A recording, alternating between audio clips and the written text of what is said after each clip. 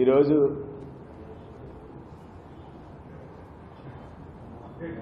Press meet యొక్క ముఖ్య ఉద్దేశం ఏంటంటే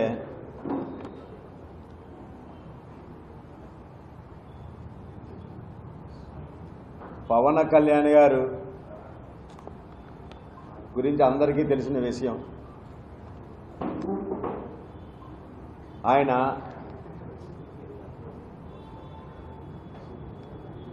కులాలను కలిపే ఆలోచన సిద్ధాంతం, అంతేకాకుండా ప్రజలు అందరూ బాగుండాలని కోరుకునే జననాయకుడు శ్రీ పవన్ కళ్యాణ్ గారు. ప్రజలకు ఆయన చేసిన సేవలు, సహాయం, ఆయన మంచితనం చూసి ఈరోజు 100% స్ట్రైక్ రేటు ఇవ్వడం జరిగింది. అంతేకాదు, ఆయన బలపరిచిన కూటమికి ఘన విజయాన్ని ఇచ్చి పరిపాలన అందించడం కూడా జరిగింది. కానీ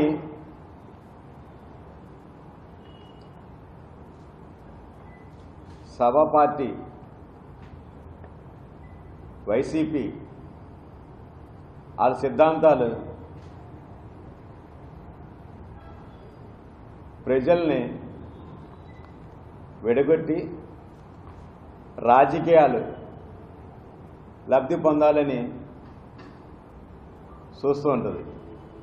ఆ ప్రయత్నం మీరు గమనిస్తూనే ఉన్నారు.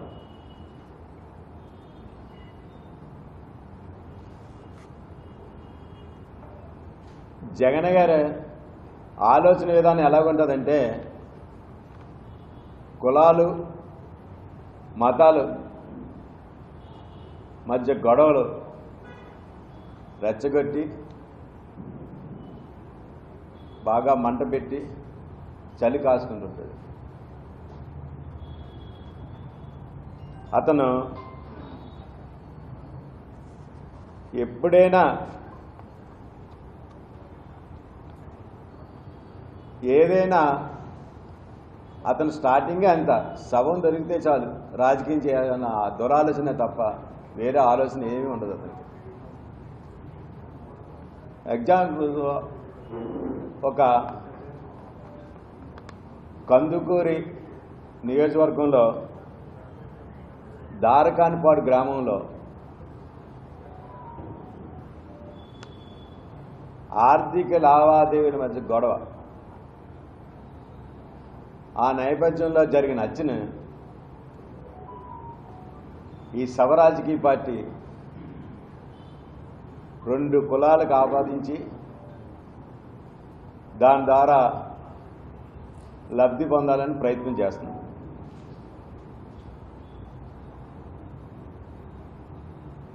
ఈ విషయమే సోకాల్ వైసీపీ నాయకులు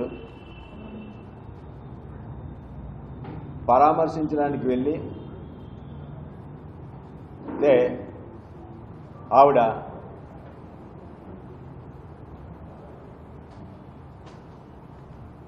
నిజంగా మృతుడు భార్య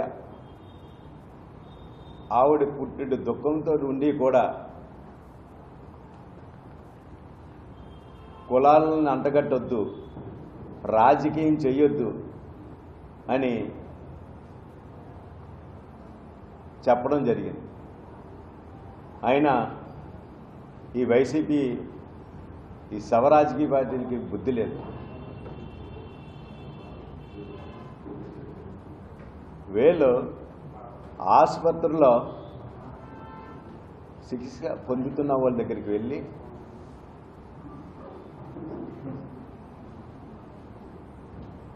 వాళ్ళని పరామర్శించడానికి అని వెళ్తూ మళ్ళీ ఎవరో మనకి సంబరాల రాంబాబు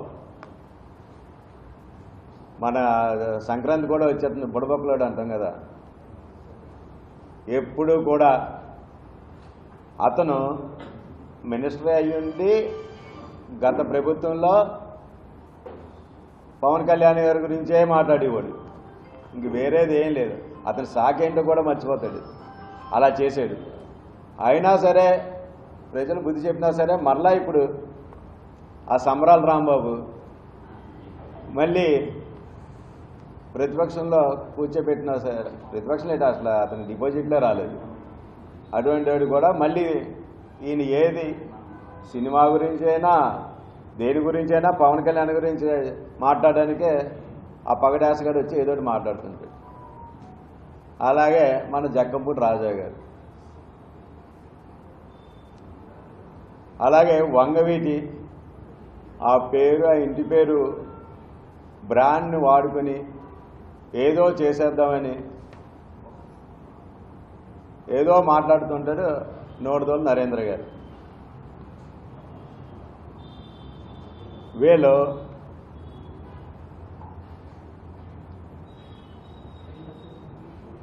శవరాజకీయాలు చేయడానికి, కులాల మధ్యన గొడవలు పెట్టడానికి పెడుతుంటారు. వీళ్ళు ఏం మాట్లాడతారో వీళ్ళకే తెలియదు, వీళ్ళు పిచ్చెక్కి మాట్లాడుతుంటారు. అలా అంటారు. A1 ముద్దాయి అంట, ఎవరు పవన్ కళ్యాణ్ గారంట, చంద్రబాబు నాయుడు గారు లోకేష్ గారును A2, A3 చేర్చాలంట. A1 అంటే మనకు గుర్తొచ్చేది ఎవరో, జగన్మోహన్ రెడ్డి గారు. అతను ఆర్థిక నేరస్తుడు, కరెక్ట్గా సూటబుల్ కూడా అతనికి, జగన్మోహన్ రెడ్డి గారికి. అటువంటి జగన్మోహన్ రెడ్డి గారు అంటే పచ్చకామలో ఊరంతా పచ్చగా వైసీపీ పార్టీగా A1 ముద్ద అని పెట్టుకుని అందరినీ కూడా అలా చూడాలనుకుంటున్నారు వీళ్ళు.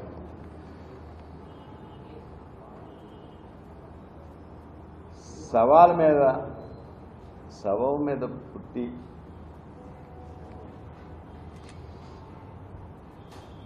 శవం పేరుతో పెట్టిన పార్టీ ఏదైనా ఉందంటే వైసీపీ పార్టీ.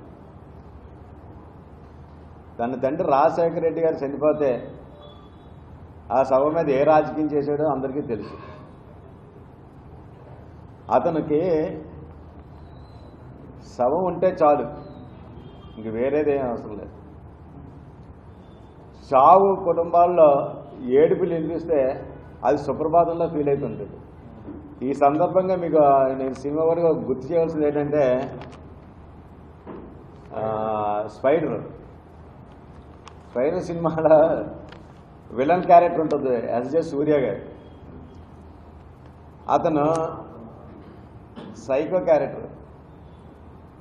ఏదైనా శవాన్ని చూస్తుంటే ఆ ముఖాల ఆనందం, ఆ చిరునవ్వు మన స్పైడర్ చూసిన వాళ్ళందరికీ తెలుస్తుంటుంది. సేమ్ అదే క్యారెక్టర్ జగన్మోహన్ రెడ్డి గారు. మనం చూసాం చాలామంది ఎవరైనా చనిపోతే ఆయన వెళ్ళి పరామర్శించేటప్పుడు ఆయన నవ్వు అది కూడా సేమ్ క్యారెక్టర్ జగన్మోహన్ రెడ్డి గారు.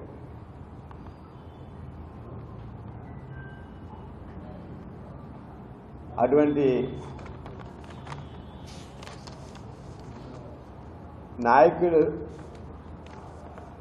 నాయకుడికి ఇంకా ఆ చెంచాగాళ్ళు ఎటువంటి వాళ్ళు ఉంటారో మీకు అర్థమవుతుంది కదా.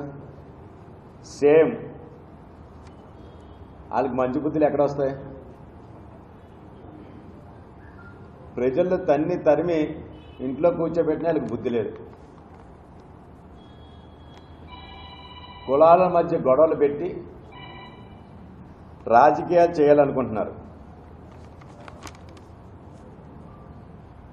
పవన్ కళ్యాణ్ గారి నింద వేస్తే సూర్యుడి మీద ఉమ్మి వేసినట్లే, అది అందరికీ తెలిసిన విషయం. అంటే దాని అర్థం మీరు అది మీ మీదకే పడుతుంది.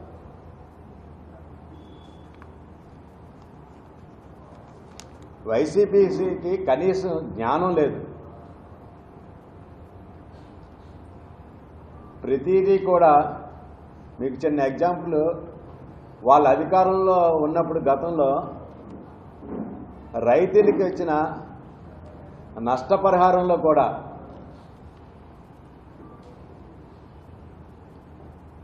వీళ్ళ పార్టీకి అనుకూలంగా లేని వారిని కులాలుగా విభజించి వాళ్ళకి లబ్ధి చేకూర్చడం లేదు. అది అందరికీ తెలిసిన విషయం. ఎవరికి కూడా లబ్ధి చేయలేదు. అది ఈ యొక్క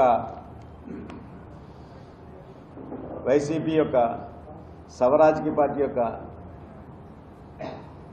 చరిత్ర. ఈరోజు కాపు కార్పొరేషన్ పెట్టి కార్పొరేషనే నిర్వీర్యం చేసిన వ్యక్తి ఎవరైనా ఉన్నారంటే ఆ వ్యక్తి జగన్.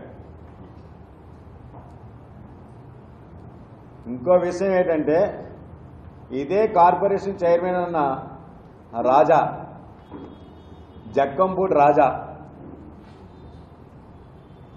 ఈరోజు కుల రాజకీయం చేస్తున్నాడు కదా ఈ వ్యక్తి. కాపు కార్పొరేషన్ చైర్మన్గా ఉన్నప్పుడు ఏ కాపు విద్యార్థికైనా ఈయన చేయూతనిచ్చాడా? విద్య కోసం ఏదైనా విదేశాలకైనా ఒక్క వ్యక్తినైనా పంపించాడా?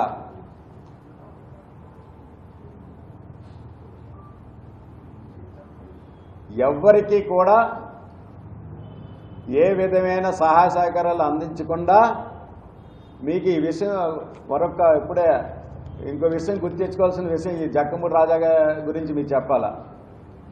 ఈయన ఎలక్షన్లో ఓడిపోయిన వెంటనే ఈయన ప్రెస్ మీట్ పెట్టారు, గగ్గోలు పెడతారు. ఏం పెట్టాడు?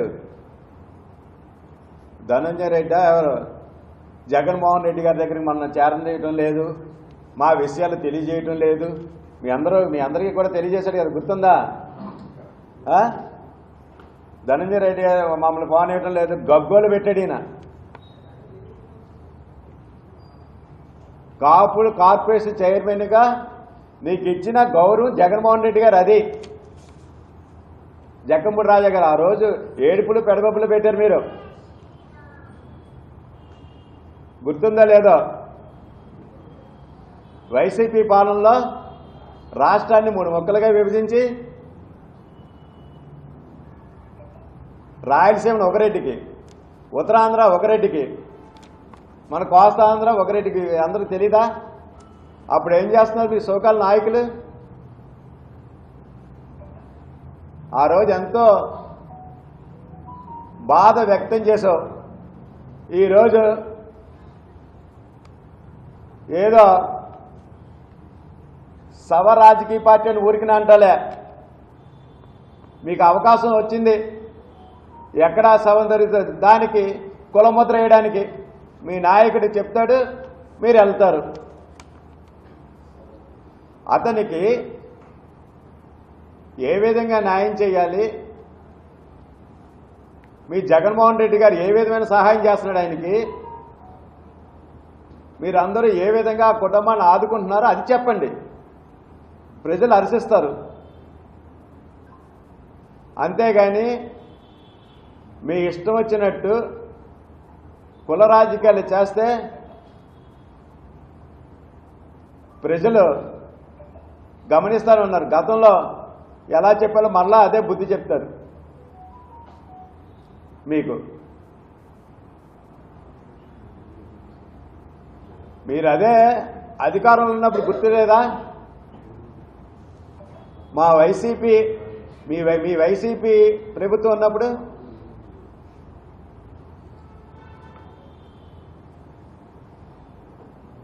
మా వీర మహిళలు మీ సామాజిక వర్గం చెందినలే కదా. ఆ రోజు మీరు ఏ విధంగా ప్రవర్తించారో మర్చిపోయారా? ఆ రోజు మీ కులం గుర్తులేదా? జగన్మోహన్ రెడ్డి అన్న మీకు గుర్తుంది? ఈరోజు పవన్ కళ్యాణ్ గారిని ఏ విధంగా విమర్శించినాలో వాళ్ళ పరిస్థితి మీరు ఇప్పుడు గమనిస్తూనే ఉన్నారు. ఇంట్లో మూలన కూర్చుని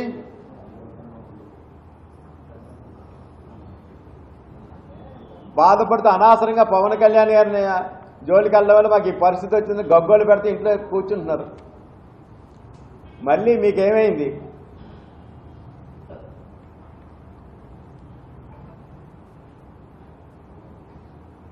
మీరు ఏదైనా సహాయం చేయాలనుకుంటే మీరు ఏం సహాయం చేస్తున్నారు? మీ జగన్మోహన్ రెడ్డి గారు ఆ కుటుంబానికి ఏం చేస్తున్నారో తెలియజేయండి. అంతేగాని మీరు అధికారంలో ఉన్నప్పుడు ఒకలాగా ఓడిపోయిన వెంటనే ఇదే రెడ్డి గవర్నమెంట్ని మీరు తిట్టడం,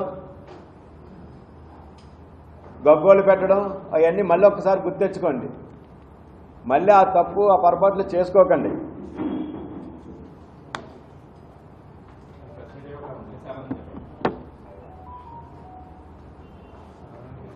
మీ ఇంకో అతను ఉన్నాడు, మనకి రాజకీయంలో బబ్బుని ఎవరైనా ఉన్నాడంటే మనకు గుర్తొచ్చేది అంబటి రాంబాబు. మంత్రిగా అన్ఫిట్, ఎమ్మెల్యేగా అన్ఫిట్, కాకపోతే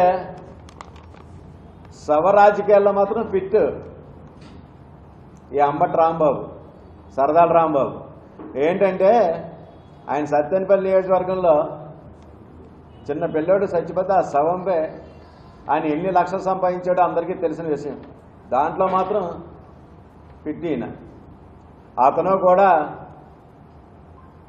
పవన్ కళ్యాణ్ గారిని విమర్శించడమే. ఆ పగడాస్ గారు వీళ్ళందరికీ దేవుడు మరొకసారి దేవుని ప్రార్థనలకి బుద్ధి జ్ఞానాన్ని ప్రసాదించమని. మొన్న కూతురికి కూడా పెళ్లి చేశాడు అమెరికాలో. ఇంకా పెద్ద మనసు సరైన ఉంటాడనుకుంటే అది లేదు. మళ్ళీ వచ్చేసాడు, మళ్ళీ మొదలెట్టేశాడు పగడాస్ గారు.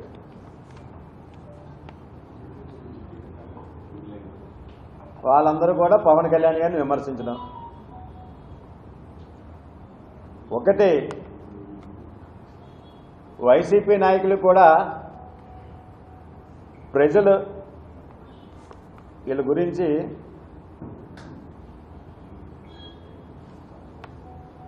ఈ వైసీపీ నాయకులు నిజస్వరూపాలు కూడా తెలుసుకోవాలి. ఈ నాయకులు బంధుత్వాలు వ్యాపారాలు మాత్రం ఇతర కులాలతో కలుపుకోవచ్చు. అలా చేయడం ఎవరు తప్పుపట్టరు. కానీ అదే నాయకులు మాత్రం కులాల వారిగా విడిపోవాలని, కులాల పేరుతో కొట్టుకోవాలని చూస్తుంటారు.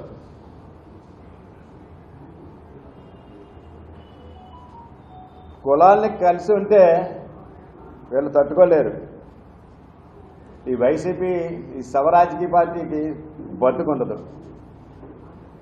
ఆ భయంతో కులాలుగా విడిపోవాలని కోరుకుంటుంటారు. ప్రజలకు విజ్ఞత ఉంది, అన్నీ గమనిస్తున్నారు.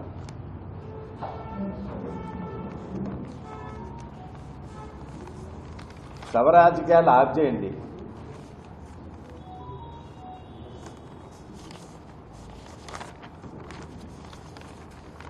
ఇదొకటే కాదు, వాళ్ళు అస్సలు అందరూ ప్రజలందరూ గమనిస్తారు. ప్రజలు చాలా తెలివైన వాళ్ళు. కానీ అస్సలు ఉద్దేశం ఏంటంటే